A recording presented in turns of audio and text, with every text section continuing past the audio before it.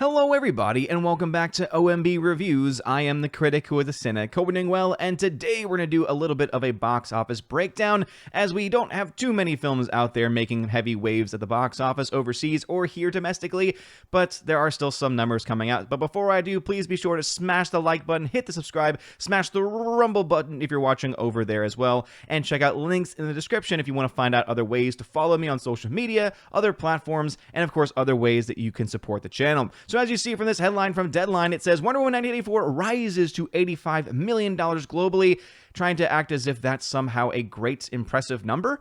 I'm honestly still trying to get why the Access Media is being so protective of this movie, when it is clearly just not that good, when it is clearly just a giant mess of CGI crap that has a terrible story to boot. Yet again, I guess they want to keep their access, and so they'll continue to say 85 million is amazing, except when you compare it to the first one, which obviously existed before a pandemic, but at the same time as well, we can look to the moves that Warner Brothers has made with HBO Max, shunning the theaters in the process, and at the end of the day, if the film loses money, I think that would personally be hilarious because guess what? It's not a good movie. Demon Slayer, on the other hand, is doing incredibly well. It has now become the highest grossing movie ever in Japan, which means that it has finally surpassed the movie Spirited Away, which if you have never seen before is pretty darn fantastic. And in fact, if you stick around to the very end of this video, I'll tell you how you can enter in for a chance to win a Blu-ray edition of Spirited Away. That's right. I just got recently the Steelbook edition, which is beautiful, nice red gradient, and so I have this extra copy. This is a Blu-ray and DVD, and so stick around towards the very end if you want to find out your way to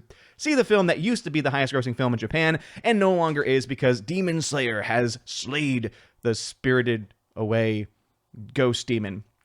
Whatever that was supposed to be. It says Soul has grown in China and Croods 2 has neared $100 million worldwide. Once again, who asked for Croods 2? Why are people going to see it in the first place? Probably because there's really nothing out in theaters so far. So let's go ahead and dive into this. This is the Monday update. It says there was a bit more varied action at the international box office this weekend. Highlights include the continued rollout of Warner Brothers DC Wonder Woman 84 with a good start in Australia. Oh, wow. A sizable bow for China's Shockwave 2, the debut of Disney Pixar's Soul, and a brand new milestone for Demon Slayer, the movie Mugen Train, which has officially overtaken Spirited Away to become the highest grossing film ever in Japan. Please note that that is an anime getting the highest grossing film ever, beating out Spirited Away during a pandemic. So for anyone that's going to say, oh, it's a pandemic, that's why the numbers are so low for Wonder Woman, that's why the numbers are so low for this or for that, I point you to this. The highest grossing film ever in a country during a pandemic.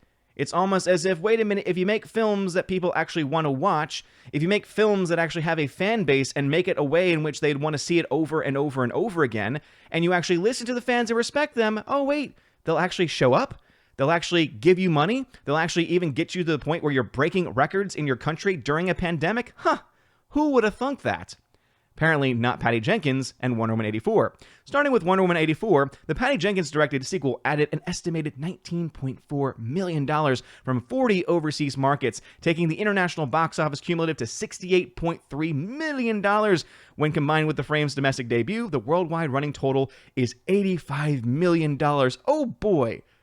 That's fantastic. Last week's bow was hindered by a soft debut in China, and the picture isn't any rosier in the Middle Kingdom, but there are some positive signs elsewhere. Warner Brothers has just noted it is fast-tracking developments on a threequel, which makes no sense seeing that financially it is not doing well enough to justify it. Now, there might be some behind-the-scenes numbers that we don't have access to.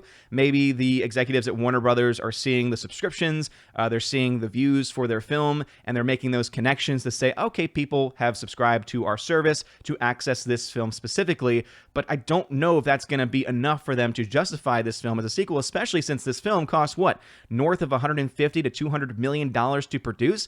In an age when those kinds of films are going to start to go away very quickly, when those types of movies with those types of budgets will start to be a dime a dozen, or rather start to be very rare in comparison, I honestly think that that would be a terrible move on their part, especially since when you actually dive into the fan base, when you dive into people who are seeing this film, the vast majority of the reactions have been negative so far. And I'm sure you can find some positive reviews, and I'm sure there's going to be people in the comment section saying, well, I personally liked it, but I think that most people will admit that even if you do like the movie, you have to admit that there's some very serious problems, and especially in comparison to the first film, it's night and day. The first film was a B- film. This film is at best a D+ movie. So at the end of the day, you have to take those things into account because objectively speaking, this film has a lot of problems. And seeing that many Hollywood studios, including Warner Brothers and Disney and others, have invested so much money in trying to get their films to be giant hits overseas, especially in China, and China's not even showing up for this movie, it has to make you ask the question, well then who in the hell is this movie for in the first place? If you're not going to be making money in the international marketplace where there are many theaters that are actually open for once, and you're still not making money here because so many theaters are closed, but you have your streaming service, which again kind of gives you cover to say whether or not the film is a hit or not, it makes you ask the question, so what in the hell are we supposed to look at, and how are we supposed to know as the people that review this stuff, that follow this stuff, how are we supposed to know one way or another when it comes to this type of thing? It goes on here. In terms of new play, Australia had a strong launch this frame, coming in 110% above the first Wonder Woman and scoring the second biggest opening of the year with 4.5 million on 650 screens. So still not that impressive, though they're going to spin it to say, but it did so much better than the first Wonder Woman, which makes sense because this is the sequel. Many people are still hyped for it. Everything is upside down in Australia, so they might be a little bit confused. But also at the same time, Australia was on massive lockdown for much of the year, and yet they are now at the point where they can finally actually start to go out in many of these places, though I think that they're talking about another lockdown, or maybe parts of the country are in the process of getting locked down again, because obviously this new second strain of COVID-19 and oh my gosh, scary, fearmonger, all this stuff. And so even in the midst of all that, though, this film is doing well, which again, as I said, seems to show that there is a hunger for people to watch movies. And so to look at what studios are doing here in the United States, it makes no sense as to why they're holding their films back, why they're not fighting against these government shutdowns. Imagine if Hollywood, even though they're acting out of their own interests, but imagine if Hollywood and the studios and the Hollywood actors started to stand up and protect and defend small businesses. Imagine if they fought the governors and the mayors alongside small businesses and said, open up the economy, you idiots.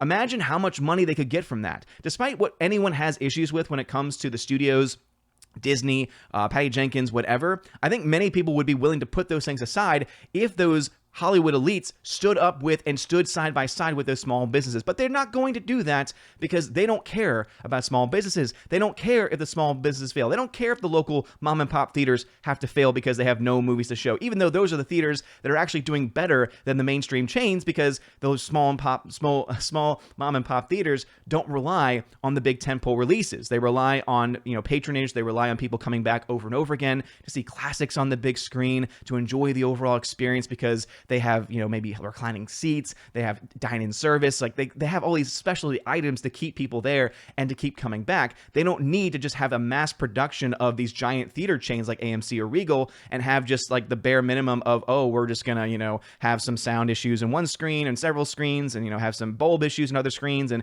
it's gonna be okay because we're the biggest business in the area. And so it just really is confusing to me as to why Hollywood is not willing to stand up because that is what they rely on for most of their money. And since they're not going to release likely what numbers they're seeing from Wonder Woman 84 on HBO Max, it leaves us not knowing exactly how successful this film has actually been in the process, especially when it comes to the domestic marketplace.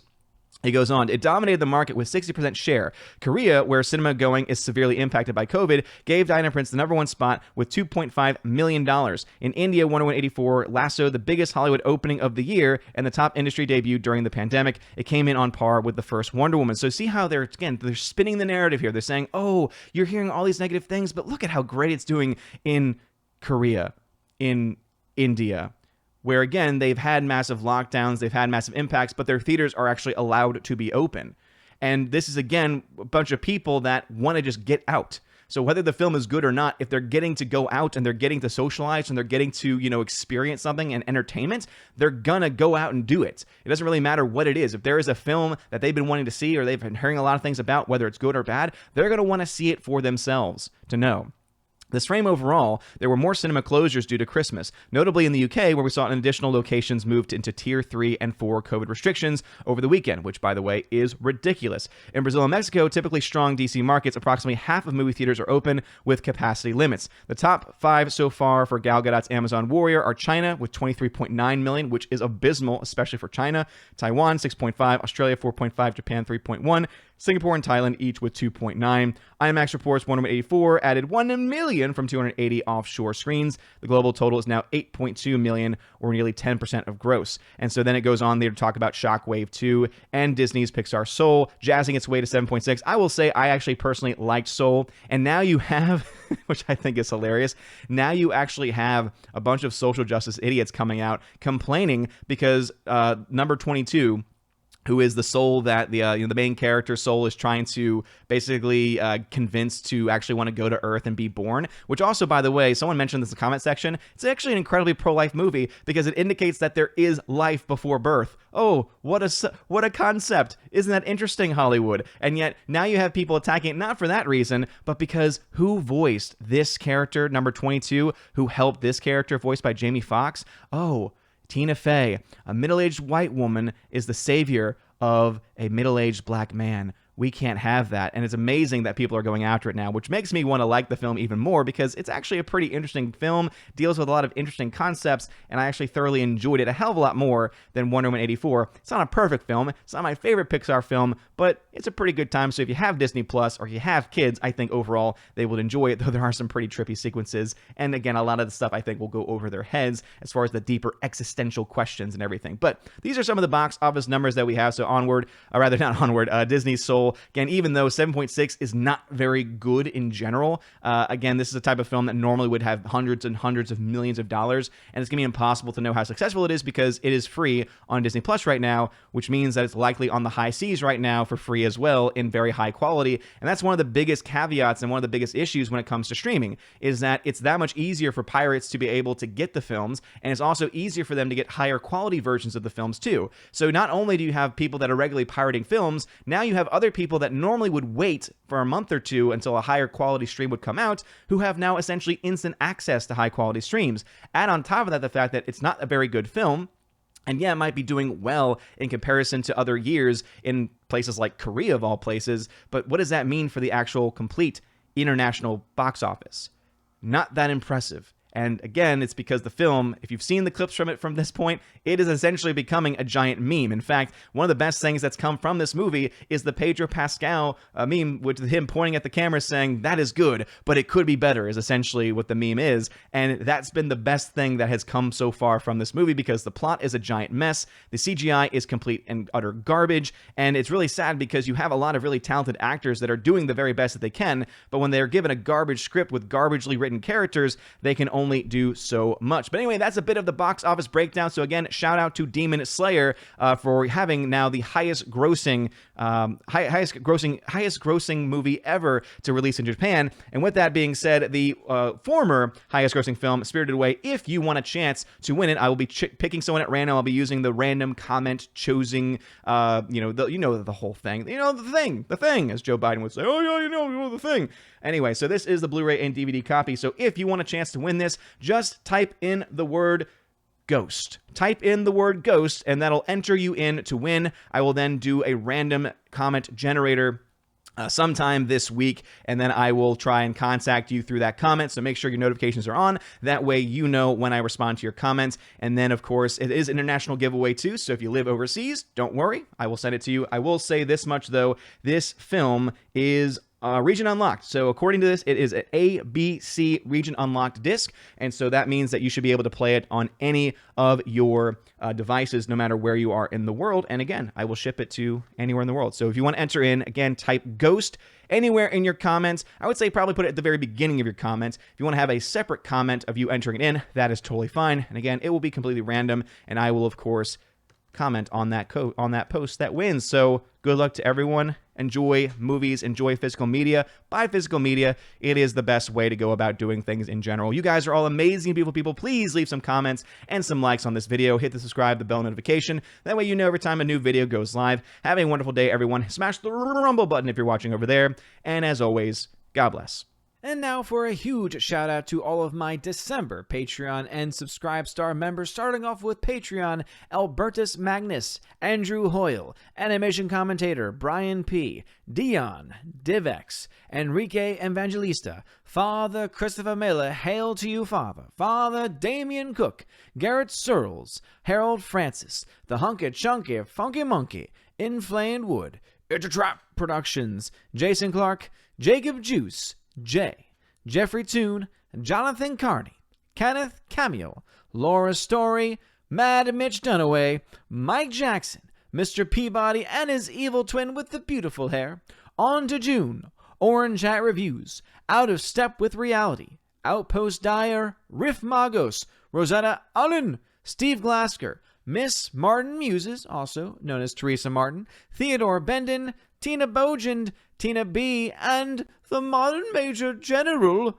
Laura Story. Gotta give you that shout out for that one time that you were doubled up. Thank you very much for being my Patreon members. And now a huge shout out to all of my December Subscribe Star members we have over there with Stand For, Perpetual Punster, Robert Revo, Mr. Roy, Glinzer, Darkstar 57, J. Alex McCarthy Jr., US 888209 Fast, Dean Heiss, J-Rod the Beer Guru, Nevadon G. Adams, and ZK Man. Thank you all so much for being my Patreon and Subscribe Star members. If you want your name shouted out at the end of every video and live stream on the main channel, please consider joining over on those platforms. You can also get access to things like exclusive giveaways of 4Ks, Blu-rays. If you want a DVD, I guess you could also get a DVD as well, digital codes, and of course, you get to possibly join me on the channel once a month for the Chosen of Valhalla live stream and access to an exclusive podcast featuring John the Flick Pick Flickinger, where we have a lot of fun talking about movies and tons of other random things. Anyway, if you want to support these things, check out the links in the description of this video. And also, please consider joining my other channel, the OMB Report, where I talk about not just movies like I do over here, but I focus more so on politics, news, and culture in that order. You guys are all amazing. Thank you for your love and support. Have a wonderful day. And as always, God bless.